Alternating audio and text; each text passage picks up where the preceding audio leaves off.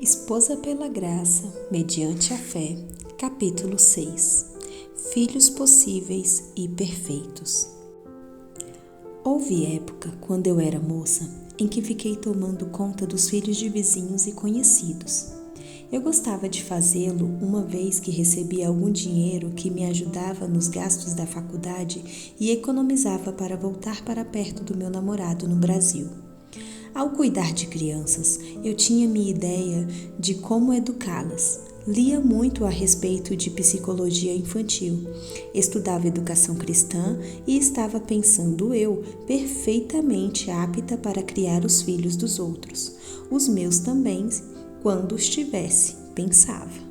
No entanto, depois que me casei e nasceu nosso primeiro filho, senti na carne o velho ditado: a teoria na prática é outra.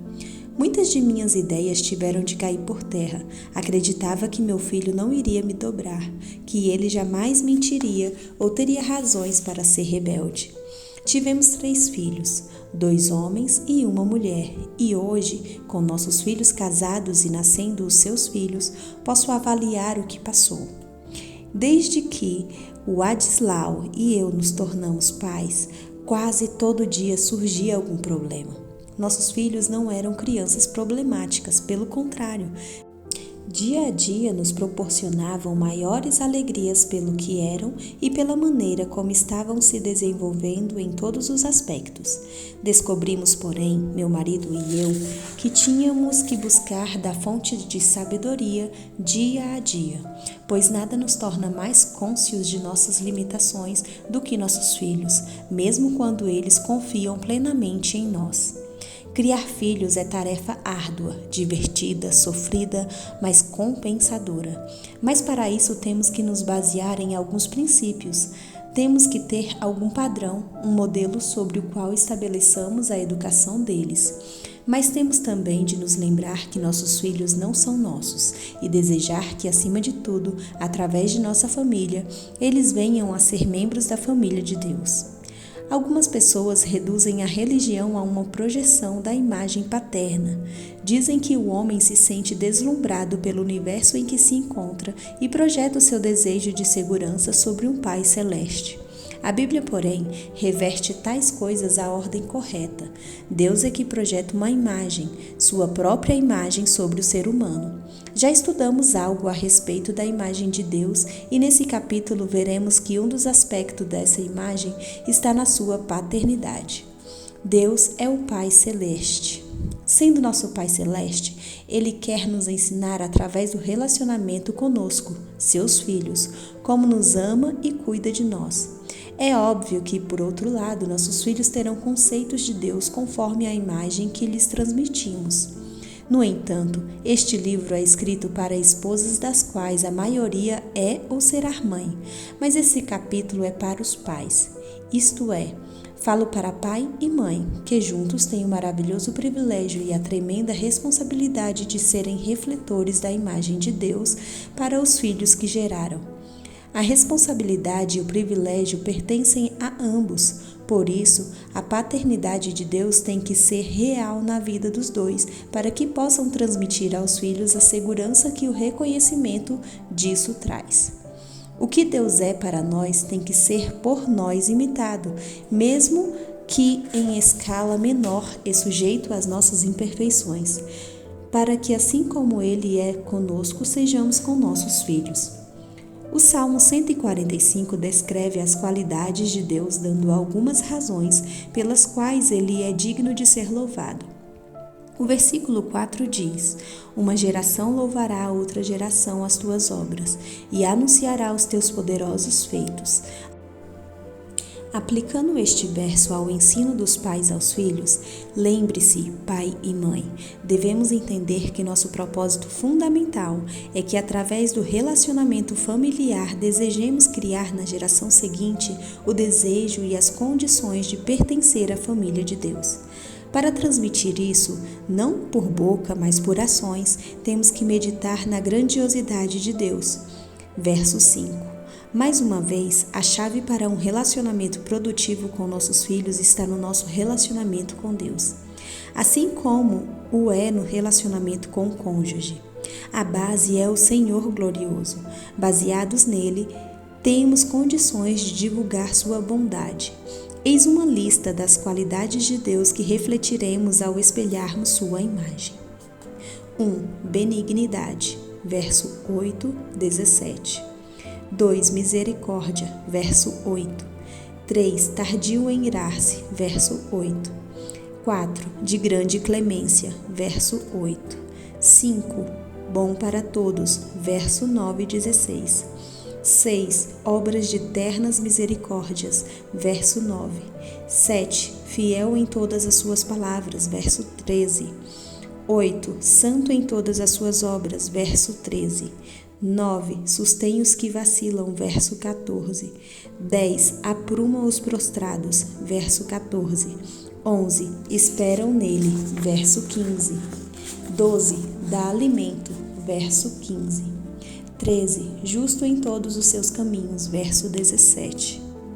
E 14. Atende-lhes o clamor e os salva, verso 19. Jamais atingimos uma fração da grandeza ou santidade de Deus, mas para a criança pequena, quem é o maior herói do mundo? Papai. Quem é a pessoa mais linda do mundo? Mamãe. Para as crianças nos seus primeiros anos, nós, os pais, somos as pessoas mais importantes da face da terra.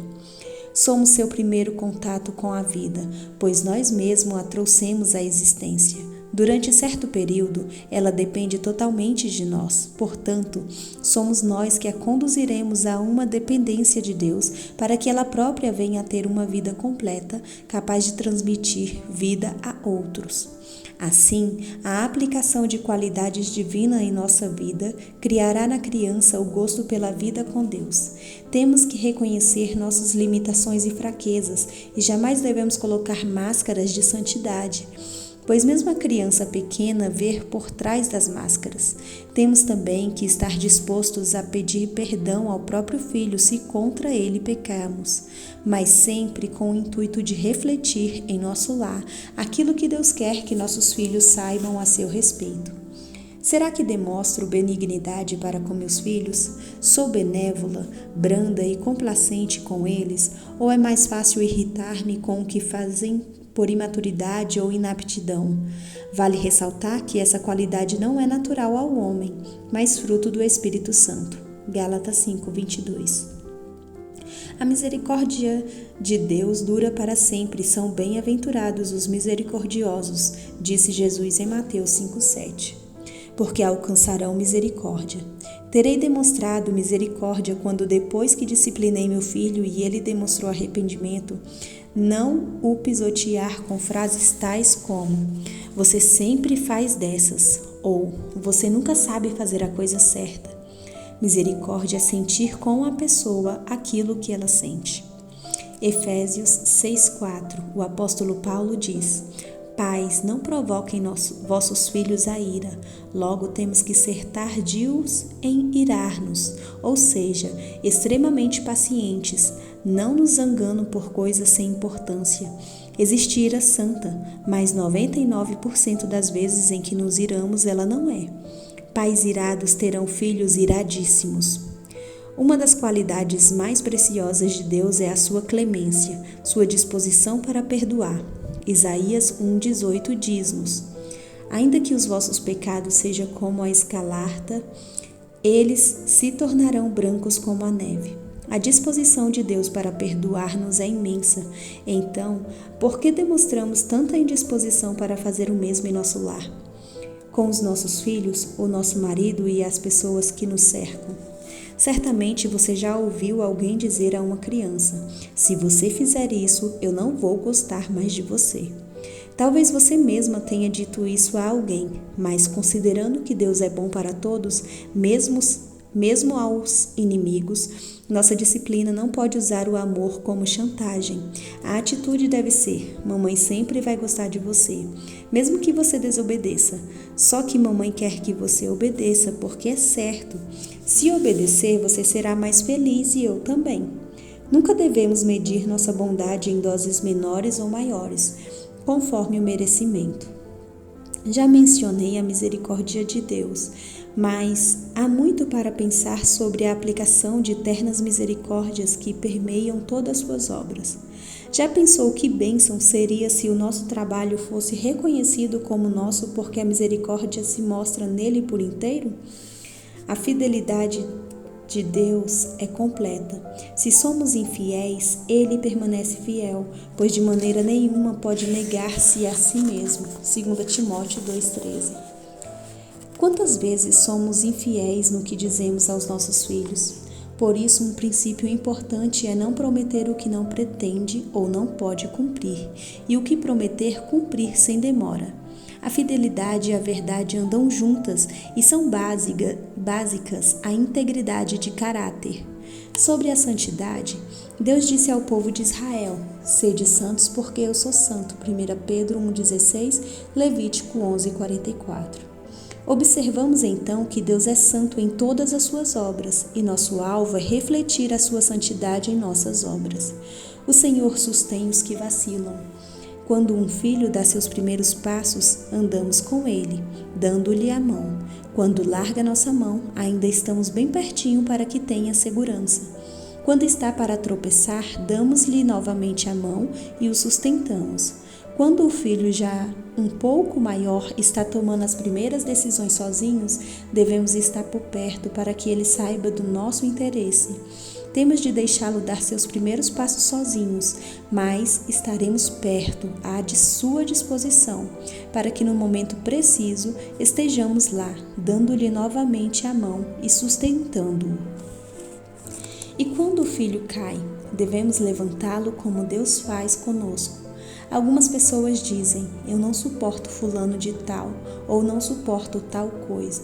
No entanto, em Colossenses 3,3, quando Paulo diz: suportai-vos uns aos outros, há uma referência ao gesto de aprumar, de sustentar alguém que nem sem suporte cairá. É elevar o que estava para tropeçar, e é o que Deus faz conosco. Assim, é o que também devemos fazer, seja com filhos, marido, membros da nossa igreja, vizinhos ou conhecidos. Quantas vezes nossa atitude diante de alguém que está para cair é acabar de arrancar-lhe o suporte e comentar o tombo? Nós esperamos em Deus, de forma muito real. Nossos filhos esperam em nós, mas à medida que crescem, vão deixando de depender só de nós, somando pessoas à sua lista de admirados, talvez por algum tempo colocando-nos mais no final da lista, e adquirindo valores de fora do lar, mas ainda esperam em nós. Então, se nós os conduzirmos a esperar em Deus e no que nos for possível, não os desapontaremos no que esperam de nós. Eles seguirão nosso exemplo e colocarão nele, em Deus, sua verdadeira confiança. Deus nos dá alimento, isso é primário e básico para a nossa sobrevivência. Não viveríamos se Ele não nos alimentasse. Então, é a primeira coisa a ensinarmos aos nossos filhos sobre Deus. Como? Dando-lhes alimento. O primeiro prazer de um bebê é o leite materno, e um bebê alimentado é um bebê satisfeito. Quando ele cresce um pouquinho mais, podemos mostrar-lhe que Deus nos alimenta, dando-nos o que precisamos para o sustento físico. E quando ele estiver um pouco mais amadurecido, poderá entender o significado espiritual disso, que Deus sustenta nosso corpo e nossa alma também.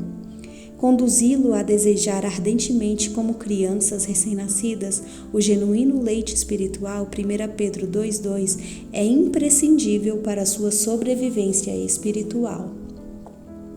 No entanto, o alimento não deve nunca ser recompensa ou castigo, mas considerado parte natural e essencial da vida. Se for visto como recompensa, a criança tenderá a comer além do que necessita. Se você for bonzinho, eu dou-lhe um chocolate. É uma chantagem que ligará para sempre atos com comida, plantando sementes de gula e possível obesidade na vida da criança.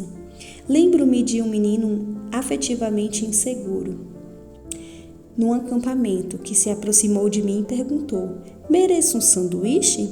Por outro lado, forçar uma criança a comer determinado prato depois que ela o experimentou e não o suporta, faz com que a comida seja um castigo desagradável.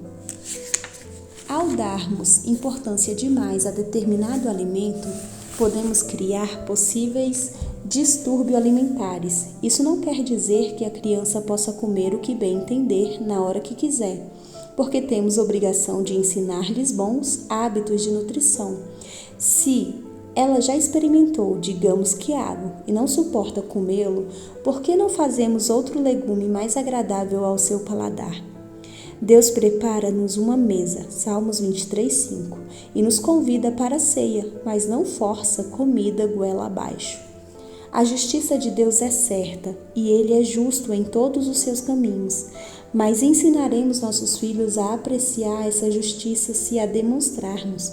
A justiça absoluta de Deus é temperada com seu amor infinito. Então, a justiça com nossos filhos deve estar presente na disciplina, na recompensa e em não fazer comparações nem acepção de pessoas. Finalmente, o Salmo nos diz que Deus acode aos que os temem. Ele os atende e salva. Será que acudimos e atendemos os nossos filhos ou só fazemos quando nos é conveniente? Os filhos observam se acudimos ou o necessitado que nos procura. Se alguém vem à porta pedindo comida e despedimos dizendo que não temos nada, nosso filho observará a mentira e falta de disposição para acudir. Então, se nosso filho em casa, pequeno ainda, não nos vir andar a segunda milha, Mateus 5,41, terá pouco incentivo para andar a primeira milha quando maior. Todas essas qualidades maravilhosas de Deus têm aplicação prática em nossas vidas de pais e mães. Agora quero ainda destacar 3 palavras básicas para a educação dos filhos, sobre quais a Bíblia muito nos fala: ensino, disciplina e amor. Vale lembrar que os judeus sempre deram muito valor ao ensino. Deus enfatiza o ensino por toda a sua palavra, e uma das razões humanas para a sobrevivência do povo dele está justamente no ensino no lar. Em Deuteronômio 6:1-9, Moisés fala ao povo sobre a lei que Deus mandou ser ensinada, para que a cumprissem, temessem ao Senhor e guardassem todos os seus estatutos, a fim de que seus dias fossem prolongados. O cumprimento da lei resultaria em sucesso pessoal e multiplicação das gerações. Mas como seria esse ensino?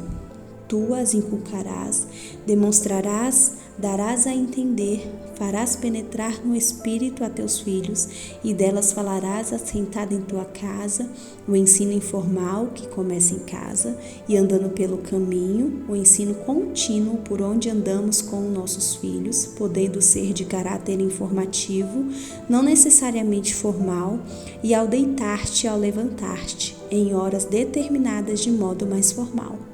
A lei do Senhor tem que ser ensinada para que seja obedecida. Há também forte base bíblica para o ensino formal, dado em escola ou em casa de modo sistemático, mas esse não é o enfoque do presente capítulo. Os israelitas ortodoxos começavam a educação formal aos 3 anos de idade. Com 13 anos, o menino já estava apto para assumir responsabilidade religiosa na sinagoga. Já lia a palavra de Deus em hebraico e já conhecia em grande parte as leis de seu povo. Em Hebreus 22:6 lemos: ensina a criança no caminho que deve andar, e ainda quando for velho, não se desviará dele. Mas esse ensino implica em criar um gosto por algo, não apenas pela instrução, dando oportunidades para que a criança goste do caminho pelo qual a conduzimos.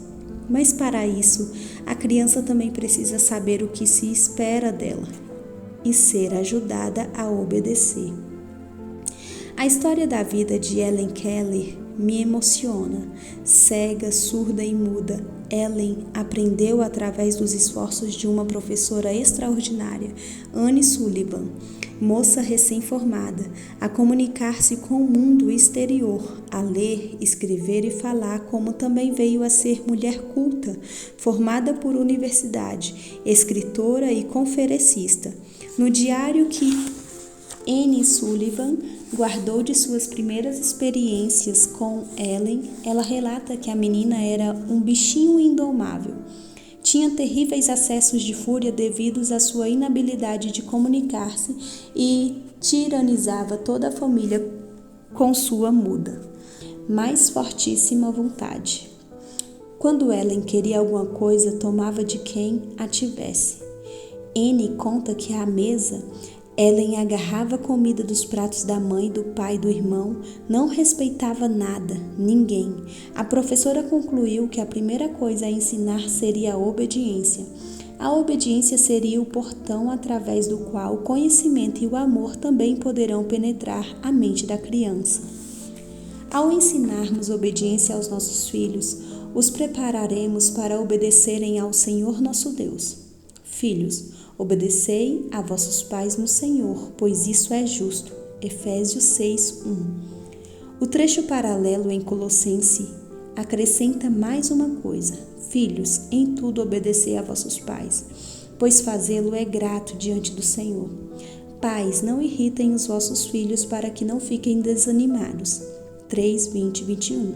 Será mais fácil obtermos a obediência de nossos filhos se o fizermos sem irritá-los ou provocá-los. Deus nos pede obediência em amor, Ele jamais nos irrita. No que ensinaremos obediência? Uma forma lógica é na criação de hábitos de trabalho. Cada membro da família deve ter responsabilidades dentro de casa e cada filho uma tarefa diária que ele é capaz de desenvolver, dando-lhe sentimento de importância e realização. Uma criança de 2 anos se divertirá ao catar seus brinquedos e colocá-los de volta na caixa. Se ensinarmos a fazê-lo com alegria, uma musiquinha ajuda. Uma criança de 4 anos pode levar o cesto de papel para o lixo. Um menino de 8 anos deve ser responsável por arrumar sua própria cama, mesmo que tenha empregada em casa. É uma boa forma de desenvolver senso de responsabilidade e valor do trabalho em pequenas coisas. Não podemos negar aos nossos filhos o privilégio de ajudar desde cedo. Por outro lado, ao dar-lhes tarefa, temos cuidado para não sobrecarregar. Uma mocinha de 14 anos pode perfeitamente ajudar no serviço de casa, mas seria injusto a mãe deixar todo o serviço para ela fazer e sair o dia inteiro. É importante também ensinarmos a distinção em tarefas diárias e pequenos serviços extras. O filho deve ter um trabalho, que é sua participação na ajuda em casa, como arrumar o seu quarto, lavar ou enxugar a louça, em rodízio com outros. Filho não é escravo, ou varrer a varanda. Esse trabalho é normal e deve ser recompensado apenas com palavras de apreciação. Não deve ser comparado com coisas tais como: eu compro sorvete se você lavar a louça. De vez em quando, porém, a criança poderá ter um projeto especial. Se ela quer juntar dinheiro, por exemplo, para comprar uma bicicleta ou um videogame e oferecer-se para fazer um serviço extra, como lavar o carro ou capinar o jardim, aí é justo você recompensá-la com mais que palavras. Mas combine antes com ela, deixando-a dar as suas ideias e contribua para a sua caixinha ou caderneta de poupança. Trabalho não deve ser dado como castigo. Temos que ensinar os filhos a gostar do trabalho, porque a criança adquire conhecimento através do estudo, mais sabedoria por meio do trabalho em família. Além de ensinarmos a obediência e o valor de um trabalho bem feito aos nossos filhos, é importante que transmitamos valores e virtudes morais a eles. E isso será feito através de nosso exemplo. Um exemplo disso é o ensino da verdade. Ela é um valor em falta no mundo atual. Então, temos obrigação moral de ensinar a verdade aos nossos filhos e sermos verdadeiros. Mentirinhas brancas são mentiras. Se não incutirmos neles a verdade, eles utilizarão sua tendência inata à mentira. Aqui o exemplo vale tudo. Quando a criança começa a brincar em grupo, faz regras para a brincadeira. Não pode pisar na linha da calçada, tem que ficar na fila. É assim que a gente faz. Uma criança sem regras para orientar-se não sabe seus limites e não sabe onde pisa. Nisso, há dois perigos: a tendência de abolir todas as regras ou impô-las arbitrariamente. Tem que haver algumas regras para o bom andamento da casa, como atendemos papai e mamãe quando nos falam, não destruímos as coisas, não maltratamos pessoas ou animais, guardamos o que tiramos, não batemos no irmãozinho e não mordemos ninguém, e assim em diante, passo a passo. À medida que os filhos vão crescendo, vamos aumentando-lhes o privilégio e as responsabilidades. Mas tem que haver limitação, por exemplo, no tempo gasto nas distrações. A criança que assiste televisão 4 horas por dia, e muitas o fazem, será seriamente prejudicada porque isso danifica sua visão e enche sua mente de violência e erotização precoce, além de tolher sua capacidade criativa, tornando-a também demasiadamente passiva. Com o adolescente, o problema de normas torna-se mais complicado. O desejo de liberdade dele vai além do que ele pode gerenciar. Um menino de 14 anos pode achar ruim estar em casa às 10 horas, mas realmente não há nada de bom para fazer fora de casa depois desse horário. E ele mesmo sentirá inseguro se os pais não lhe derem indicação alguma do que esperam dele. As restrições sensatas dão proteção e segurança aos jovens. Mais uma vez o exemplo tem que ser nosso. Em 1 Coríntios 11:1, Paulo disse: "Sede meus imitadores, como também eu sou de Cristo." De semelhante forma, nossos filhos, quando pequeninos, nos imitam. Eles calçam os nossos sapatos, querem passar a nossa pintura ou segurar nossa Bíblia da forma como o fazemos. Falam como nós, gritam como nós. Eles nos imitam, queiramos ou não. Quando adolescentes, eles nos contestam, mas tendo exemplo de fidelidade de verdade, de amor para imitar, voltarão a imitar-nos. Ensina ao menino quando for velho, não se desviará. Eli era sacerdote do Senhor, mas seus filhos eram ímpios. 1 Samuel 3, 13 e 14. Porque ele não os repreendeu, Deus castigou a sua casa. Deus requer que não apenas instruamos nossos filhos à obediência, mas também que os disciplinemos.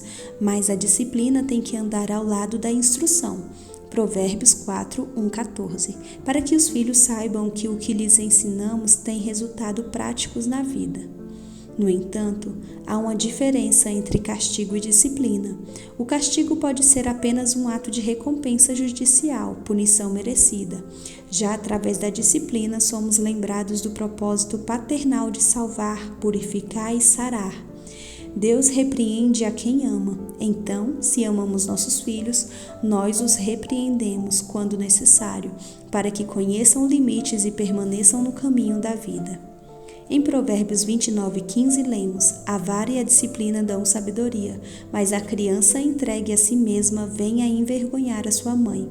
O uso da vara da disciplina não é popular hoje, e ainda há quem discuta se essa vara é literalmente um ramo com o qual bater ou a vara de medida, o metro com o qual se mede. No entanto, fala-se muito em usar psicologia com a criança. Entender as razões pelas quais ela faz as coisas erradas, explica-lhe o certo sem castigá-la. Certamente, Deus não deseja que os pais sejam carrascos, prontos a levantar o chicote ao mínimo deslizes dos filhos. Longe disso. Mas há ocasiões em que o castigo corporal é uma forma muito eficiente de disciplina. Um pequeno castigo imediato é mais eficaz do que ameaças e evita que mais tarde a criança tenha que se sujeitar a castigos mais pesados. Eclesiastes 8:11. Quando tivermos que disciplinar nossos filhos, é necessário que eles saibam por que estamos fazendo isso. Bater no filho porque ele nos encheu a paciência até não aguentarmos mais é um erro crasso que produz rebeldia. Portanto, a disciplina deverá conduzir a criança de volta ao caminho certo e corrigi-la por coisas real e imediatamente têm de ser corrigidas. Ela não pode ser um constante ameaçar e ameaçar, mas uma vez que uma ordem for frontalmente contestada, tem-se que cumprir de imediato o que foi dito. disciplinando de forma rápida e eficaz. Sobre a varinha, entendo que ela serve para que as crianças sejam corrigidas com um objeto inanimado, não com o que a mão que afaga. Além disso, uma criança, quando desobedece, espera ver cumprida a disciplina pela regra que transgrediu. Ela pode não querer apanhar, pode chorar e ficar zangada, mas se for disciplinada com amor, entenderá e não guardará mágoas. Ainda que uma criança pequena não entenda todas as razões por trás de uma ordem, filhos adolescentes não devem precisar da vara, e bater neles é humilhá-los devastadoramente. Uma frase como: "Você não pode sair do portão porque um carro poderá atropelar você e você pode morrer", não serve para um garotinho de 2 anos, que não entende o que isso significa. Se ele sair do portão, depois de dada a ordem, terá que sentir em seu traseirinho a consequência dolorida da desobediência. A criança tem memória curta para a dor. Pouco tempo depois, terá esquecido que apanhou, mas lembrará que não pode sair do portão. Meu filho, quando tinha 3 anos, foi ouvido explicando para seu amiguinho: "Apanhei porque desobedeci, para não desobedecer quando for grande e ter que apanhar da polícia." Não queríamos ameaçar com a polícia. Explicamos apenas que se a pessoa não criar o hábito de obediência enquanto pequena, tenderá, quando grande, a querer desobedecer à lei cuja transgressão é punida de forma drástica. Quero falar mais alguma coisa a respeito da vara para depois contar uma experiência de disciplina que me marcou pelo resto da vida. A vara deve ser a primeira resposta a uma desobediência frontal, não o último recurso. Quando for o último recurso, já não adiantará, porque a disciplina controla as ações exteriores e não serve para forçar atitudes interiores. Temos o direito de exigir que nossos filhos menores nos acompanhem à igreja e fiquem comportados, mas não temos o direito de exigir que gostem. Gostar da igreja será ensinado por nosso exemplo, prazer e amor, e nós somos responsáveis por onde nossos filhos estão e como estão. Mas não podemos exigir que eles tenham os nossos gostos pessoais. Vale ressaltar que o perdão é um passo essencial da disciplina. Então, depois que a criança foi repreendida, recebeu a punição e se arrependeu, temos que estar disponíveis para aquele abraço, assim como perdoá-la e não tocarmos mais no assunto. Enfatize a importância da vara, mas há outras formas de disciplina, sendo exemplo disso a experiência de disciplina que marcou minha vida. Certa vez eu, criança terrível aos 8 anos, havia cometido um ato de desobediência após outro. Tinha feito uma coisa errada de forma que a culpa caísse sobre outra pessoa. Quando isso foi descoberto, meu pai me chamou no quarto e conversou comigo. Falou-me de como eu havia magoado a empregada, contra quem eu tinha pecado. E tinha magoado também a minha mãe e ainda jogado a culpa sobre minha irmãzinha. Falou-me ainda como Deus não podia aceitar o pecado, devido à sua justiça e santidade, mas que o amor de Deus é tão grande que ele se dispôs a levar sobre si mesmo o nosso castigo. Também disse que não podia deixar impune o meu comportamento e lhe doía ter que bater em mim, porque ele me amava muito e sempre me amaria, não importa o que eu fizesse. Daí meu pai lançou-me esta bomba: "Minha filha, para você saber como isso é verdade, hoje eu vou levar o seu castigo." Não entendi bem o que ele queria dizer e já estava profundamente arrependida. Papai continuou: "Pegue a cinta e bata em mim." Aos prantos, eu protestava: "Não, papai, você não, eu é que errei." Papai forçou-me a tomar a cinta e bater-lhe nas costas. Chorando, dei-lhe uma cintada e parei, mas ele ordenou-me que batesse de verdade, como se eu estivesse apanhando. Nunca uma lição foi tão profundamente sentida como aquela. Depois papai disse: "É assim, filha, que Jesus sente quando nós lhe desobedecemos. Ele tomou sobre si o castigo que nos traz a paz, porque ele sofreu na cruz. Nós somos hoje salvos." Houve certamente falhas na minha educação e sem dúvida falharemos em alguns aspectos na educação de nossos filhos, mas uma coisa básica e mais importante ocorre: há amor. Não apenas amor egoísta de pais que veem nos filhos a projeção de si mesmo, mas amor genuíno, disposto a sofrer pelos filhos para que eles se aprumem, se endireitem. Se em nosso lar, na vida com nossos filhos, tivermos amor de verdade, demonstrado de forma patente a cada dia, os erros serão perdoados.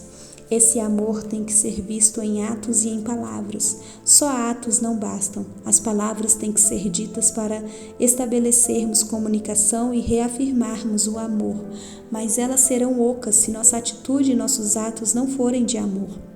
Lembremos que Deus é amor. O amor de Cristo nos constrange, 2 Coríntios 5,14, e amamos porque Ele nos amou primeiro. Amor se demonstra também através de tempo passado juntos. Uma das razões por que Susanna Wesley teve tanto sucesso com os filhos, tinha 19, entre os quais os famosos John e Charles, é que ela fazia questão de passar 1 hora por semana com cada um deles individualmente. A grande maioria das esposas de pastor tem pouco tempo, são donas de casa e pelo menos 70% hoje também trabalha fora. Muitas fazem cursos e dão aulas, além de ajudar o marido no seu ministério com a igreja, e têm filhos para criar. Lembro-me de uma época extremamente difícil em minha vida. Havíamos sofrido um acidente de carro e meu marido estava em casa recuperando-se, dependendo de mim para tudo, pois não tinha uso das mãos. Em uma determinada noite eu tinha uma prova e Davi, meu filho, me pediu para que lesse junto com ele, costume diário que eu havia adiado por absoluta falta de tempo. Mas percebi que ele precisava desse tempo. Larguei tudo, sentei-me com ele e passamos 1 hora lendo e conversando. Uma pessoa que nos visitava exclamou: "Mas você, com tudo o que tem para fazer, não pode parar para ler historinhas." Ela não sabia que esse tempo de ler historinha que eu passava com cada filho era quando eu descobria que eles eram e o que pensavam. Eles vinham confiar seus problemas à medida que eu estava disponível. Amor é passar tempo com os seus filhos. Amor é também ter senso de humor dentro e fora do lar. É rir com a família, divertir-se com ela e criar um ambiente descontraído em que se encontre descanso e interesse pessoal. Amor é ainda muito mais. Você e eu sabemos tudo sobre o amor e jamais o demonstraremos perfeitamente.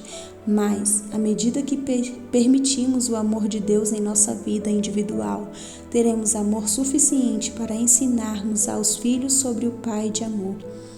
Saberemos ensinar e disciplinar através do amor. Não teremos filhos perfeitos, mas teremos filhos íntegros, aperfeiçoados em Cristo, pois o amor é o vínculo da perfeição. Colossenses 2, 10 e 3, 14. E aqui terminamos mais um capítulo desse livro que tanto nos ensina. Um abraço e até o próximo capítulo.